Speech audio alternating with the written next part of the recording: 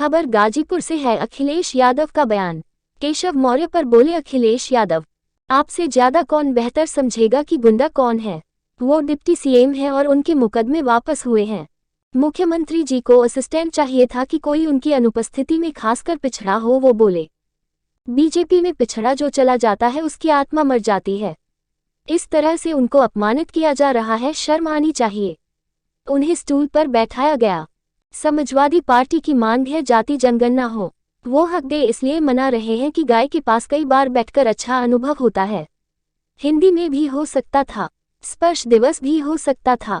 मुख्यमंत्री शूद्र की परिभाषा कभी नहीं बता सकते। जब वो अपने पड़ोसी जिले में गए थे और शूद्र बच्चों से मिलना था तो उन्हें साबुन से नहलाया गया था।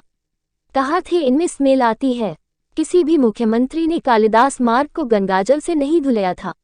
गंगा जल को आचमन लायक बनाओ। बीजेपी कभी सामने नहीं आना चाहती थी। कर्ल ने क्या फील किया था, दिनकर जी का क्या भाव था, बीजेपी को याद करना चाहिए। बीजेपी कभी जातिगत जनगणना नहीं करना चाहेगी। लोकसभा से बेहतर परिणाम देंगे। आज जो गठबंधन है वही रहेगा। मैं खुद मंदिर जाना चाहता था तो मुझे क्यों रोका। ये लोग कहीं न कहीं आपको अपमानित करा देंगे।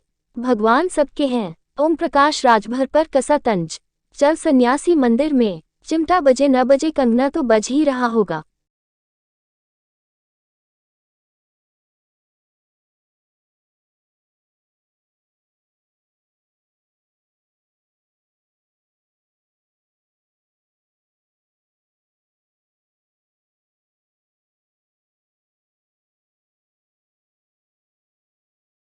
उन्होंने गंगा जल से धुलवाया। अरे इनसे कहो, तुमने कहा गंगा को आचमन लायक बना देंगे। बताओ गंगा क्या आचमन लायक हो गई? आप बनारस देख लीजिए या और हिस्से में देख लीजिए, नदियां कितनी गंदी बह रही हैं। और हो सकता है कुछ दिनों बाद ये गोमती नदी जो आपको काली काली दिखाई देने लगे, और काली गोमती होगी वो भी तो अंतर्गत गंगा में जा रही है।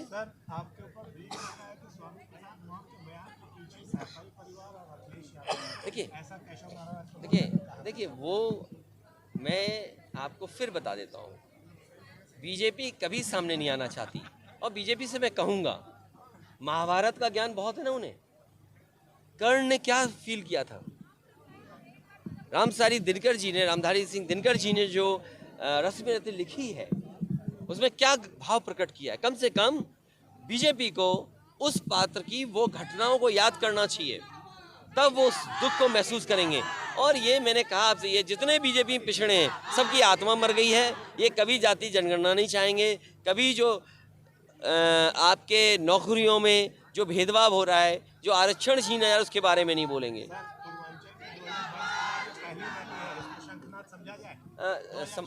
मैं आपसे कहता हूँ समाजवादी पार्टी लगातार काम करती रहेगी और उम्मीद है कि जिस तरीके से लोकसभा पीछे जीते थे उसी से बेहतर परिणाम इस बार उत्तर प्रदेश में समाजवादी के पक्ष में आने वाला है। जो आज गठबंधन में दल है उनके अलावा कोई मुझे नहीं लगता गठबंधन में नया दल आएगा। इन्वेस्टर समिट में बहुत सिंपल है, आप टाई लगाइए, सूट पहन के एमओयू कर लीजिए। नहीं, हम शुद्ध नहीं कर रहे हैं, हम केवल जानना चाहते हैं उनसे। भाई मैं खुद उस मंदिर में जाना चाहता था। सवाल ये पूछना चाहिए था कि मुझे क्यों रोका। आप पुलिस फोर्स क्यों नहीं थी, सिक्योरिटी क्यों नहीं थी। तब मुझे लगा कि इन्होंने मेरी सिक्योरिटी क्यों कम की, कि ये लोग कहीं ना कहीं आपको अपमानित करा देंगे। इसलिए भगवान सबके हैं, भगवान के वो ठेकेदार नहीं है। हम अपने घर में रख लेंगे मूर्ति, हम पूजा करेंगे, क्या हमें रोक लेंगे बीजेपी के लोग? सवाल ये है कि ये आपको सम्मान नहीं दे सकते। भाई मैं कुछ नहीं कहूँगा, उनका गाना याद करके मैं बड़ा खुश होता हूँ कि चल सन्यासी मंदिर में। क्या गाना है भाई, ये कुछ है, नाम तो पूरा बोलो, मैं याद नहीं कर पा रहा हूँ। चल सन्यासी मंदिर में, हाँ। और उसकी दूसरी लाइन जो है कि मेरा कंगना और तेरा चिमटा कुछ बजेगा। तो अब चिमटा बजे ना बजे, कंगना तो बजी रहा होगा कहीं ना कहीं। ये देखिए, कुछ नियम तो ठीक हैं, कुछ नियम खराब हैं। Thank you.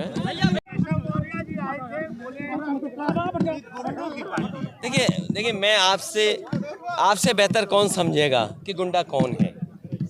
अगर हम पे कोई मुकदमा, हम पे आ जाओ, एक खड़े आ जाओ, अगर हम पे कोई मुकदमा रहा हो तो बता दो। एक खड़े हो जाते हैं ना उसको।